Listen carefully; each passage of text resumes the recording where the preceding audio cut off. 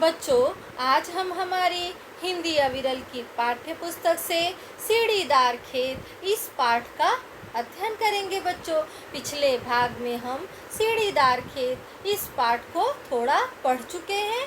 चलिए पहले हम उस पर एक नज़र डाल लेते हैं। चलिए बच्चों, अमित नाम का एक लड़का सिलीगुड़ी में रहता था। उसके पापा डॉक्टर होने के कारण बहुत व्यस्त रहते थे, जिस वजह से वे अमित को कहीं भी घुमाने नहीं ले जा पाते थे। एक दिन कक्षा में अध्यापक जी ने स्कूल की टूर दार्जिलिंग जा रही थी इस बारे में बताया और अमित टूर पर जाना चाहता था। अमित के पापा अमित को टूर पर भेजने के लिए भी मान गए। बहुत बेसब्री से इंतजार करने के पश्चात वह दिन आ ही गया जिस दिन अमित को टूर पर जाना था। माँ ने अमित की टूर पर जाने की अटैची भी तैयार कर दी। अमित की टूर पर जाने की उत्सुकता और चाहत देखकर अमित के पापा अमित को स्कूल छोड़ने के लिए चल दिए। अमित के स्कूल पहुंचते ही बस टूर के लिए निकल पड़ती है। सभी बच्चे बस में विभिन्न कार्यक्रमों द्वारा सफर का आनंद ले रहे थे कि कब बस मैदानों को पार करके पहाड़ों पर आ गई, बच्चों को पता ही नहीं चला। कब बस मैदान को पार करके पहाड़ों पर आ गई, बच्चों को पता ही नहीं चला और बच्चों ने बाहर की तरफ देखा तो उन्हें सीढ़ीदार खेत दिखाई दे रहे थे। उन्होंने सर से सीढ़ीदार खेत के बारे में जानने के लिए तरह तरह के प्रश्न किए। सर ने एक उचित स्थान पर बस को रोककर बच्चों को सीढ़ीदार खेत जो चाय के बागान थे पूरी जानकारी दी। पूरी जानकारी देने के पश्चात सर ने सभी बच्चों को होटल चलने के लिए कहा जहां सभी बच्चे रुकने वाले थे। तो बच्चों, यहाँ तक की कहानी हम पढ़ चुके हैं। अब इसके आगे की कहानी हम आज यहाँ पर पढ़ेंगे। चलिए बच्चों, सब बच्चे बस से उतरे और अपना सामान लेकर अपने अपने कमरों में चले गए। उनके कमरों में टीवी भी रखे हुए थे, जिन्हें चालू करके उन्होंने कुछ देर अपने मनपसंद कार्यक्रम देखे। उसी समय सर अमित के कमरे में आए और बोले, कल हम लोग एक फैक्ट्री जाएंगे जहां चाय तैयार होती है। सब बच्चे बस से उतरकर अपना सामान लेकर अपने कमरों में चले गए। बच्चों, उनके कमरों में टीवी भी रखे हुए थे, जिन्हें चालू करके उन्होंने कुछ देर अपने मनपसंद अर्थात रुचिकर उनके जो प्रिय कार्यक्रम थे, सभी बच्चों ने टीवी को चालू करके अपने मनपसंद कार्यक्रम देखे। उसी समय जब बच्चे अपने मनपसंद कार्यक्रम देख रहे थे, उसी समय सर अमित के कमरे में आए और बोले, क्या बोले बच्चों? कल हम लोग एक फैक्ट्री जाएंगे। फैक्ट्री अर्थात कारखाना। कल हम लोग एक फैक्ट्री जाएंगे जहाँ चाय तैयार होती है, जहाँ चाय तैयार होती है। चलिए बच्चों, इसके कठिन शब्द देखेंगे। मनपसंद, रुचिकर, प्रिय। आगे बढ़ेंगे बच्चों। हाँ सर, हम लोग आपसे पूछने ही वाले थे कि यह पत्तियां तो हरी होती हैं, लेकिन प्रयोग होने वाली चाय प्रायः काले या गहरे भूरे रंग की होती है। ऐसा क्यों होता है? अमित बोला। वही तो कल हम लोग फैक्ट्री जाकर देखेंगे। अच्छा सर, कहकर थके हुए बच्चे शीघ्र ही खाना खाकर सो गए। सुबह 10 बजे तक सभी बच्चे स्नान करके तैयार हो गए और नाश्ता करके सर के साथ चाय की फैक्ट्री देखने चल दिए।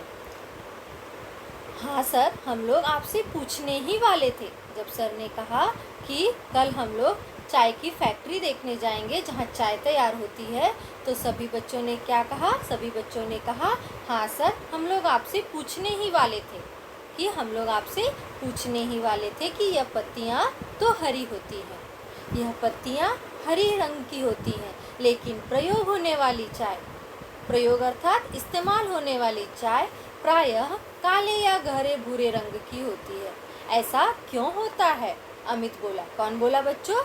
अमित बोला कि जो प्रयोग होने वाली चाय रहती है वह काले या गहरे भूरे रंग की होती है, लेकिन चाय की पत्तियां तो हरी होती है, ऐसा क्यों होता है? अमित ने बोला। तो सर ने क्या बोला? सर ने कहा वही तो कल हम लोग फैक्ट्री जाकर देखेंगे। कल हम लोग फैक्ट्री जाकर देखेंगे कि चाय की पत्तियां हरी होती हैं तो वह काले या गहरे भूरे रंग की कैसे हो जाती हैं। तो सभी बच्चों ने कहा अच्छा सर। कहकर थके हुए बच्चे शीघ्र ही खाना खाकर सो गए। सभी बच्चे दिन भर के घूमे हुए थे और वे थक चुके थे, तो सभी बच्चे खाना खाकर शीघ्र ही सो गए। सुबह 10 बजे तक सभी बच्चे स्नान करके, स्नान अर्थात नहा करके तैयार हो गए। 10 बजे तक सभी बच्चे नहाकर तैयार हो गए और नाश्ता करके सर के साथ चाय की फैक्ट्री देखने चल दिए। सर के साथ कहाँ चल दिए? चाय की फैक्ट्री देखने। चलिए बच्चों, इसके कठिन शब्द देखेंगे। प्रयोग, इस्तेमाल। आगे बढ़ेंगे बच्चों। जब वे फैक्ट्री पहुंचे तो वहां चाय की पत्तियां सुखाई जा रही थी। कहीं सूखी पत्तियों पर खमीर उठाने के लिए पानी का छींटा दिया जा रहा था, तो कहीं सूखी मुरझाई तैयार पत्तियां छानी जा रही थी। वहीं बड़ी चाय और छोटी चूरा चाय अलग अलग तैयार हो रही थी। अंत में तैयार चाय मशीनों द्वारा डिब्बों में भरी जा रही थी। डिब्बों में भरने से पहले एक जगह सूखी पत्तियों पर बेलन घुमाया जा रहा था। इससे पत्तियों का एक समान आकार हो रहा था। जब सभी बच्चे फैक्ट्री पहुंचे तो वहां पर उन्होंने क्या देखा? वहां पर उन्होंने देखा कि चाय की पत्तियां सुखाई जा रही थी। चाय की पत्तियों को सुखाया जा रहा था। कहीं सूखी पत्तियों पर खमीर उठाने के लिए पानी का छींटा दिया जा रहा था। क्या दिया जा रहा था? पानी का छींटा। तो कहीं सूखी मुरझाई तैयार पत्तियां छानी जा रही थी। जो सूख चुकी थी, जो मुरझा चुकी थी, उन पत्तियों को छाना जा रहा था।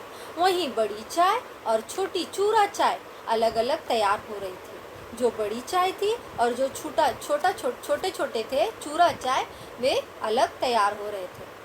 अंत में तैयार चाय मशीनों द्वारा डिब्बों में भरी जा रही थी। जो चाय तैयार हो जा रही थी उन्हें मशीनों द्वारा डिब्बों में भरा जा रहा था। डिब्बों में भरने से पहले एक जगह सूखी पत्तियों पर बेलन घुमाया जा रहा था। डिब्बों में भरने से पहले क्या किया जा रहा था बच्चों? सूखी पत्तियों पर बेलन घुमाया जा रहा था। क्यों? क्योंकि इससे पत्तियों का एक समान आकार हो रहा था। समान आकार अर्थात एक जैसा रूप उनका हो रहा था, एक जैसी हो रही थी। इससे पत्तियों का एक समान आकार हो रहा था। चलिए बच्चों, इसके कठिन शब्द देखेंगे। जगह, स्थान। आगे बढ़ेंगे। यह सब देखकर बच्चे बहुत खुश हुए। फिर अमित ने सर से कहा, सर अब हमने यह तो जान लिया कि चाय कैसे तैयार होती है। अब हम दार्जिलिंग में क्या देखेंगे? अमित की बात सुनकर सर खूब जोर से हंसे और बोले, कल सुबह हम सब टाइगर हिल जाएंगे, जहाँ से सूर्योदय के समय पूरी हिमालय की पर्वत श्रृंखला दिखाई देती है। सब बच्चे फिर से होटल पहुँचने के लिए खुशी खुशी बस में बैठ गए। यह सब देखकर बच्चे क्या हुए बच्चों? बहुत ही खुश हुए। फिर अमित ने सर से कहा, सर अब हमने यह तो जान लिया कि चाय किस प्रकार तैयार होती है। अब हम दार्जिलिंग में और क्या देखेंगे? अमित की बात सुनकर सर खूब जोर से हंसे और बोले, कल सुबह हम टाइगर हिल जाएंगे। कहाँ जाएंगे? टाइगर हिल, जहाँ से सूर्योदय के समय पूरी हिमालय की पर्वत श्रृंखला दिखाई देती है। सब बच्चे फिर से होटल पहुँचने के लिए प्रसन्नतापूर्वक बस में बैठ गए। चलिए बच्चों, इसके कठिन शब्द देखेंगे। सूर्योदय, सूर्य का निकलना। चलिए बच्चों, अब इस पाठ से हमें कौन कौन से जीवन मूल्य प्राप्त हुए हैं, आइए उस पर एक नज़र डाल लेते हैं। हमें अपनी प्रकृति से प्रेम करना चाहिए। बच्चों, हमें अपनी प्रकृति से प्रेम इसलिए करना चाहिए क्योंकि प्रकृति से ही हमें सभी जीवनावश्यक चीज़ें प्राप्त होती हैं, है ना बच्चों। चलिए दूसरा जीवन मूल्य देखते हैं। पिकनिक या किसी यात्रा पर जाने से पहले हमें उस पिकनिक या यात्रा से संबंधित सभी जानकारियाँ एकत्रित कर लेनी चाहिए, क्योंकि बच्चों अगर हम यात्रा या पिकनिक से संबंधित जानकारी एकत्रित कर लेंगे तो हमें यात्रा या पिकनिक पर किसी भी समस्या का सामना नहीं करना पड़ेगा। तो बच्चों इस पाठ से हमें यह सीख प्राप्त हुए हैं। तो बच्चों कहानी के इस भाग के साथ आज यहाँ सीढ़ीदार खेत यह कहानी यहीं पर समाप्त होती है। तो बच्चों मैं उम्मीद करती हूँ कि यह कहानी आप सभी लोगों को अच्छे से समझ में आ गया होगा। अब मैं आप लोगों से इसी के साथ विदा लूँगी। धन्यवाद।